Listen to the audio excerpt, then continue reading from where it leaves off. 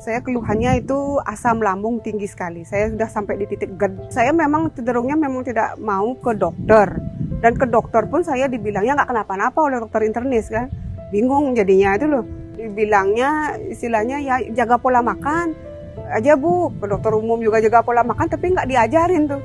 Jaga pola makan yang seperti apa. Nah setelah ketemu Paras, itu langsung saya dipandu karena di Paras Community kan langsung dipandu sama Pak Putu sendiri kan, Pak Putu Eka Sirawan yang sebagai founder Paras itu sendiri itu langsung dipandu cara menggunakan gimana, makanannya apa, keseharian yang harus saya lakukan dengan badan ini saya apa. Saya di awal-awal menggunakan Paras itu 1 sampai 2 jam sekali saya di awal-awal minum Amosa 3 kali sehari.